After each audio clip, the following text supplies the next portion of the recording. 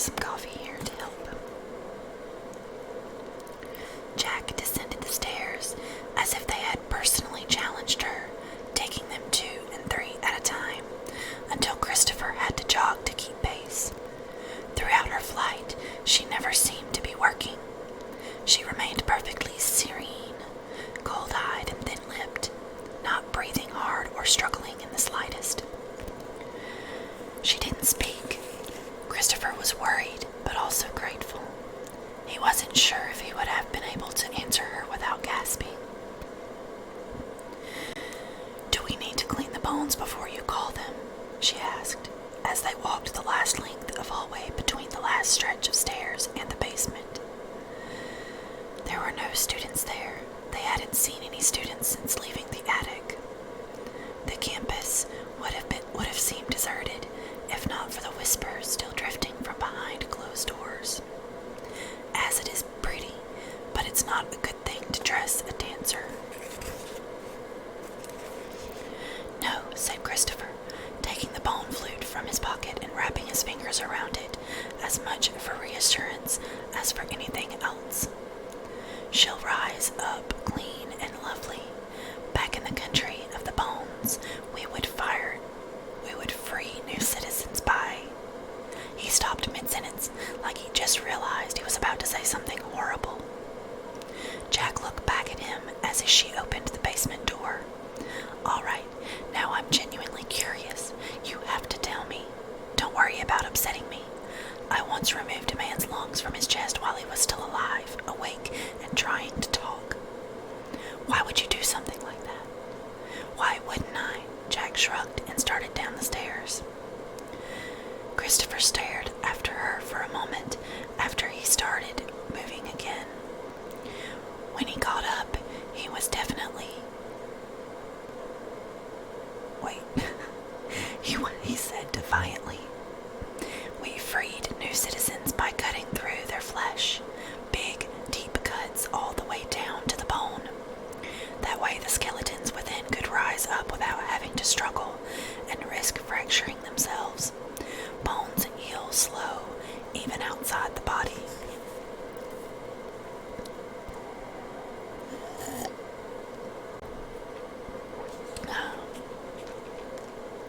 "The fact that the bones healed at all is a strange thing to me," said Jack.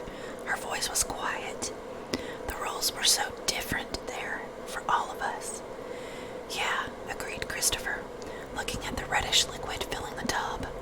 A few chunks floated to the surface. He didn't want to think about them too hard. "You shouldn't tell anyone what you just told me. The petty-minded fools here think surgery and butchery are the same thing. Look at the way they look at me. Right now you're still one of them, but don't make the mistake of thinking they can't change." Jack walked across the room to the wardrobe. "Everything changes." "I know," said Christopher, and raised his flute to his lips and began to play. There was no sound, not that the living could hear. There was only the idea of sound, the sudden, overwhelming sensation that something was being overlooked, something small and subtle and hidden between the molecules of silence. Jack opened the wardrobe and took out a cravat, listening as hard as she could as she removed her bow tie. She heard her own breathing. She heard Christopher's fingers brushing across bone. She heard a splash. She turned around. Christopher was still playing, and L'Oreal was sitting up, a polished bone sculpture. Her scapulae were delicate wings. Her skull was a psalm of the elegant dancer waiting beneath the flesh of all who walked the earth.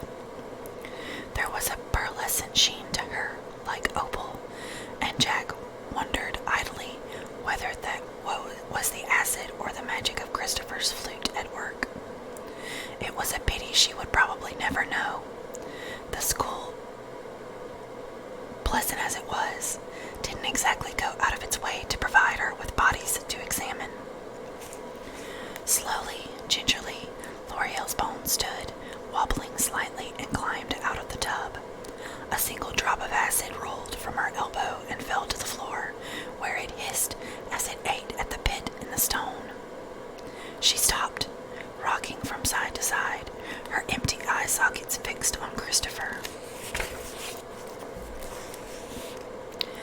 amazing, said Jack, taking a step forward. Can she see you? Is she aware? Or is this just magic animating her bones? Does it work on any skeleton, or just those who died violently? You can't answer any of these questions unless you stop playing, can you? Christopher shook his head and gestured with an elbow toward the stairs that would lead to the old servant's door. Jack nodded. I'll get them open, she said, and trotted off, trying the cravat as she went. Her fingers, while not as nimble as Sumi's, were quick, and the knot was a familiar one by the time she reached the door and shoved it open. She was once more impeccably dressed. Of all the skills she'd learned from Dr. Bleak, the ability to groom herself was running for her life seemed the most likely to continue to serve her well in this strange, often confusing world she presently called home.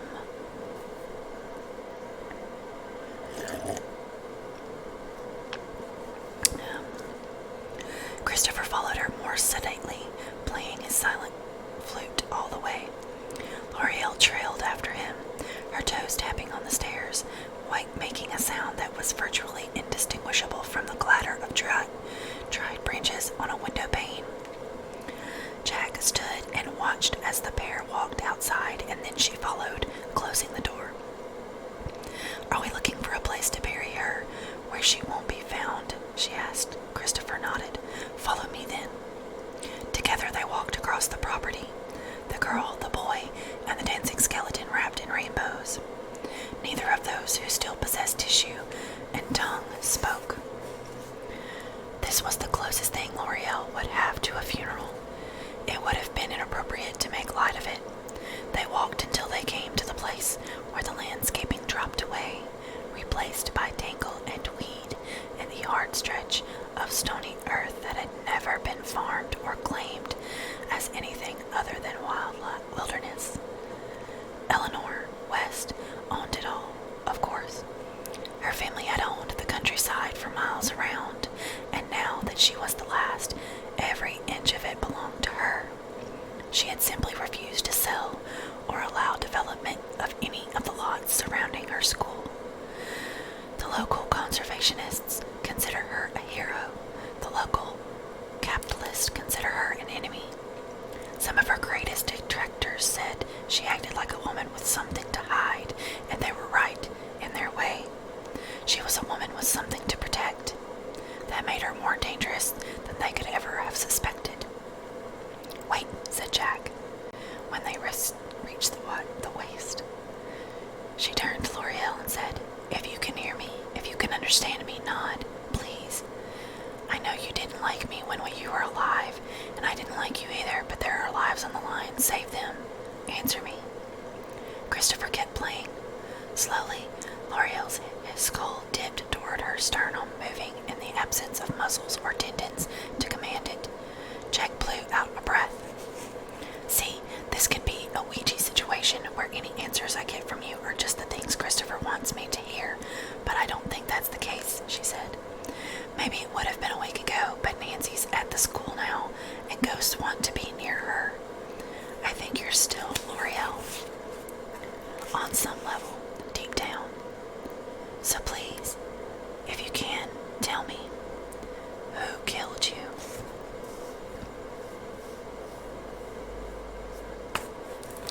L'Oreal was still for several seconds. Then slowly, as if every move were an impossible effort, she raised her right arm and pointed her index finger at the space next to Jack. Jack turned to look at the empty air. Then she sighed. I suppose that was too much to ask, she said. Christopher. He nodded and moved his fingers on the flute. L'Oreal's skeleton walked down the short hill into the waste and kept walking downward, her steps carrying her through the ground, as if she were walking on an unseen stairway. In less than a minute, she was gone, the crown of her head vanishing below the soil. Christopher lowered his flute. She was so beautiful, he said.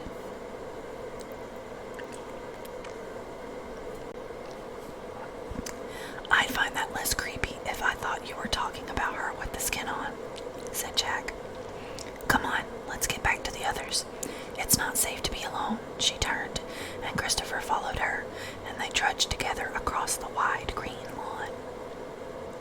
Okay, so that was the end of that chapter, so I think I'm going to continue on to chapter 9. So, let's do it. That's okay. Chapter 9, The Broken Birds of Avalon.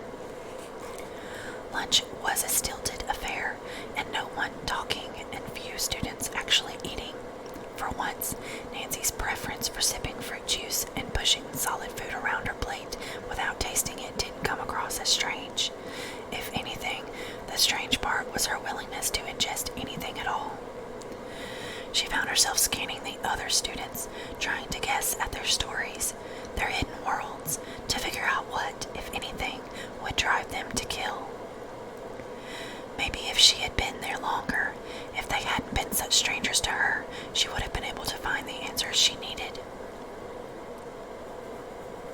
As it was, it felt like she wasn't able to find anything but questions.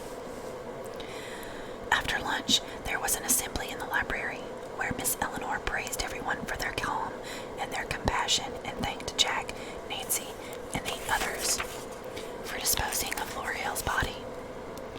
Nancy reddened and sank lower in her seat, trying to avoid the eyes that were running toward her. She was a stranger, as far as they were concerned, and as such, her willingness to be intimate with the dead had to be suspicious. Eleanor took a deep breath and looked out upon the room, her students, her charges, with a somber expression on her face. As you all know, my door is still open, she said. My world is a nonsense world with high virtue and moderate rhyme as its crosswise directions. Many of you wouldn't be able to survive there. The lack of logic and reason would destroy you. But for those of you who thrive in nonsense, I am willing to open the door and let you go through. You can hide there for a time. A gasp ran through the room, accompanied by a few quick, choked-off sobs. A girl with bright blue hair bent double, burying her face against her knees and starting to rock back and forth like she could soothe her distress away. One of the boys got up and went to the corner, turning his back on everyone. Worse were the ones who simply sat and wept, tears running down their faces, hands folded tightly in their laps. Nancy looked blankly at Cade. He sighed and leaned closer to her. Miss Eleanor is very protective of her door. Doors can be fickle, and she's waited so long to go back that every time she lets someone through, she risks being replaced. Now she's offering to pull all the students who can thrive on nonsense through. That means she's scared. And she's doing what she can to take care of us. He kept his voice low. The students around them didn't seem to notice. Most were too busy crying. On the other side of the room, even Jill was weeping, propped against her sister for support. Only Jack's eyes were dry. Trouble is, nonsense is one of the two big directions. She can save half the students at best, and not everyone who's been to a nonsense world is suited for every nonsense world. They're all different. Maybe a quarter of the kids she just offered to save will be able to go through. Oh, said Nancy softly. She understood a few things about false hope, however well-intentioned the offer might have been. Eleanor was trying to save her beloved charges in the only way she knew. She was hurting them in the process. At the head of the room, Eleanor took a shaky breath. As always, my darlings, attendance at this school is purely voluntary. If any of you want to call your parents and ask them to take you home, I will refund the rest of the fees for the semester, and I won't try to stop you. I only ask that, for the sake of the students who remain, you don't tell them why you want to withdraw. We'll find a way to fix this. Oh yeah, said Angela bitterly. Can you fix it for L'Oreal? Eleanor looked away. Get to class, she said. Her voice was soft. and suddenly old. She stood there, head bowed, as the students rose and filed out. Some were still crying. She could seek out the nonsense children soon, tap them on their shoulders, and lead them to her door. Some would be able to go through, she was sure. There was always a few for whom her world was close enough, still not home, but the checkerboard sky or mirrored sea that they were dreaming of, but close enough.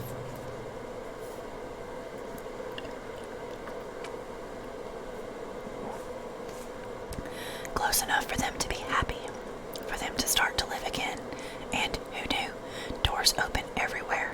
Maybe one day the children of this world who had gone to that world to save themselves would see a door that didn't fit right within the walls around it. Something with a doorknob made of a moon, or a knocker that winked. Maybe they would still go home. A hand touched her shoulder. She turned to find Cade behind her, a worried expression on his face. She glanced toward the seats, and there was Nancy, retreated once more into stillness. It didn't matter. There were too many secrets here to be shy about revealing them.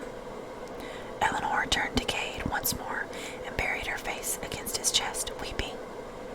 "It's all right, Aunt Ellie. It's all right," said Cade, stroking her back with one hand. "We're going to figure this out." "My students are dying, Cade," she said.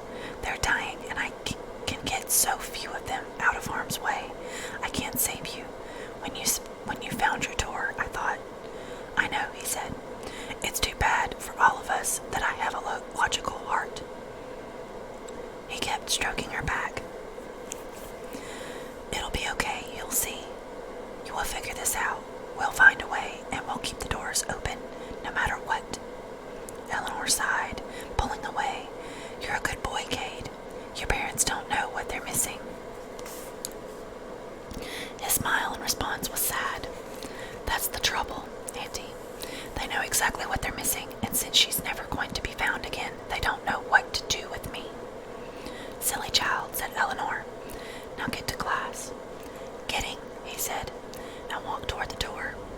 Nancy shook off her statue stillness and followed him.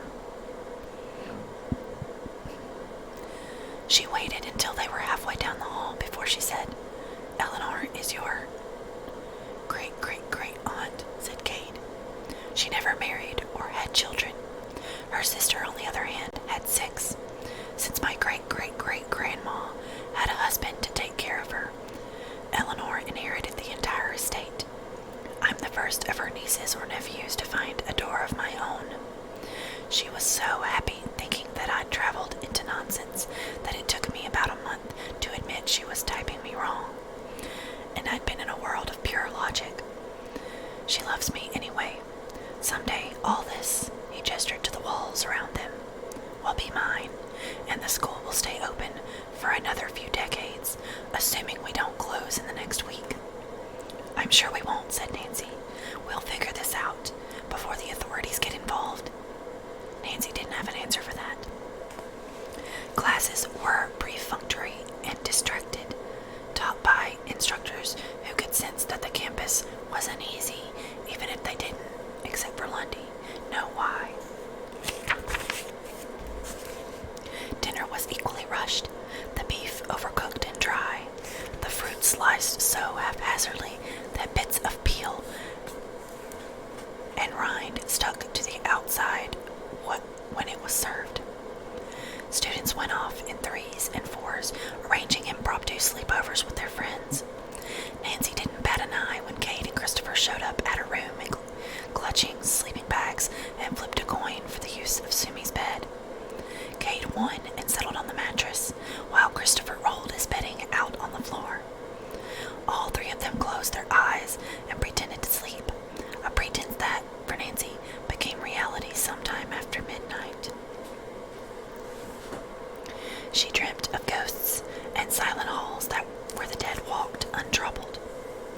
Christopher dreamt of dancing skeletons that gleamed like opals and the unchanging, ever-welcoming smile of the skeleton girl. Cade dreamt of a world in all the colors of the rainbow, a prism of a country, shattering itself into 1,000 shards of light. drummed himself home and welcomed as he was not. And welcomed as he was, not as they had wanted him to be. And of the three, he was the one who cried into his pillow and woke, cheeks wet, to the sound of screaming.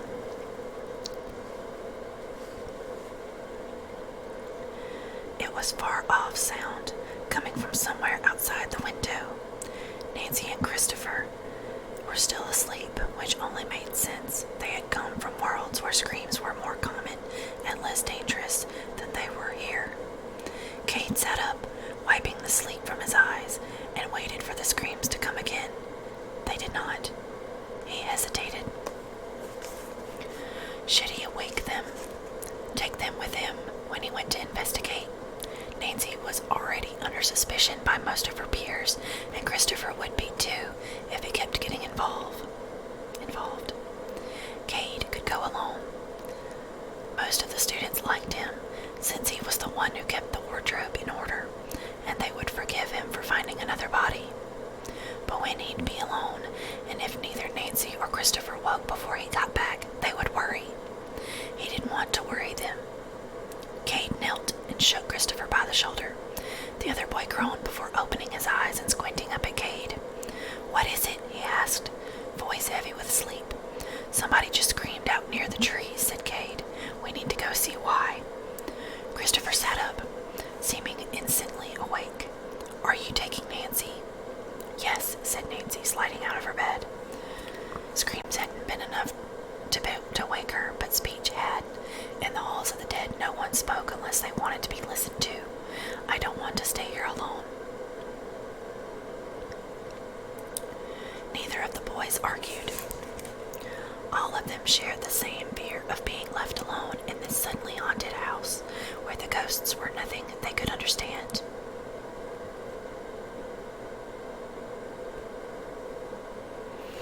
They walked quietly, but they didn't scream. They walked quietly, but they didn't creep. All of them secretly hoping someone would wake, come out of their room and join the small processional. Instead, the doors stayed shut, and the trio found themselves walking alone toward the shadowy grove where Nancy and Jill had sought shelter from the unforgiving sun. There was no sunlight now, only the moon, looking down from between the patches in the clouds.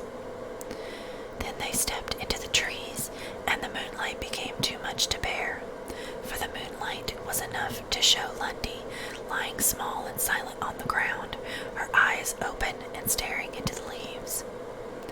She still had her eyes and her hands, and seemed to have everything else. Her clothes were unbloodied, her limbs intact. "Lundy," said Cade, and moved to kneel beside her, reaching for a pulse. The motion caused her head to roll to the side, revealing what had been taken.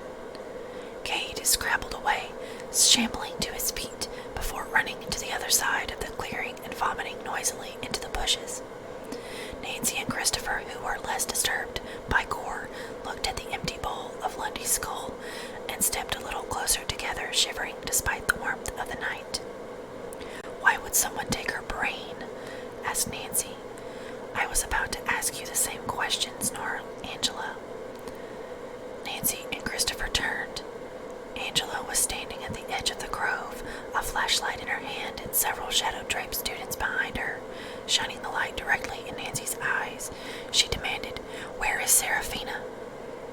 "Who's Seraphina?" asked Nancy, raising a hand to shade her eyes. She heard footsteps a moment before Cade's hand settled on her shoulder. She took a half step back, letting him shelter her. "We came out here because we heard screaming." "We came out here to hide the body," snapped Angela. "Where is she?" "Seraphina is the prettiest girl in school, Nancy. You've seen her. She traveled to a nonsense world. High wicked, high rhyme," said Cade. "Pretty as a sunrise, mean as a snake. She ain't here, Angela." His Oklahoma accent was suddenly strong, dominating his words. "Go back to your room. I have to go wake Miss Eleanor. Odds are good she's let Seraphina through her door." "If she hasn't, you better give her back," said Angela. "If you hurt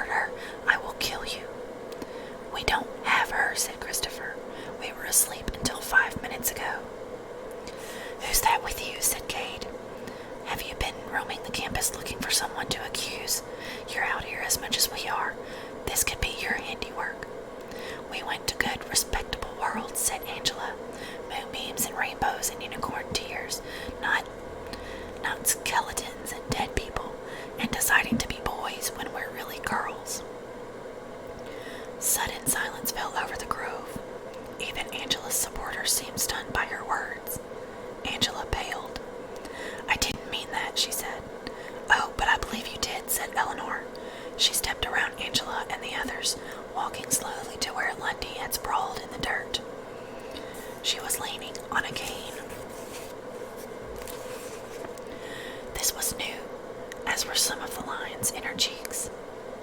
She seemed to be aging by the day.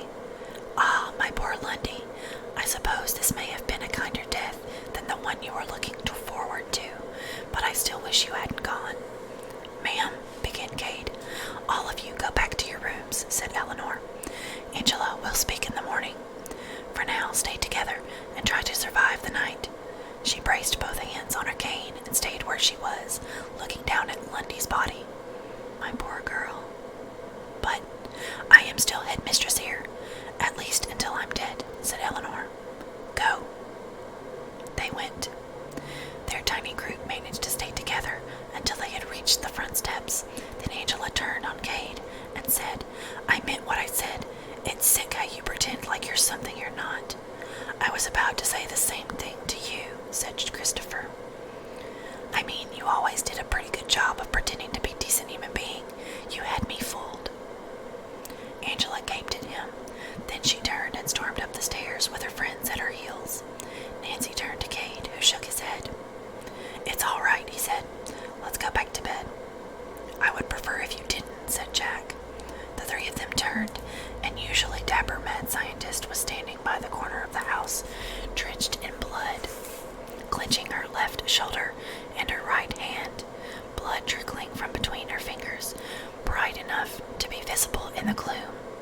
Her tie was undone. Somehow that was the worst part of it. I seem to need assistance, she said, and pitched forward in a dead faint. Alright, guys. That's it for that. So we have, I think 3 chapters left, maybe. And I got blurry about halfway through that. I don't know why. There we go. Finally. So I hope you guys enjoyed Every Hearted Doorway so far. I'm really, really liking it. I think that the story is very interesting, and I'm really enjoying it.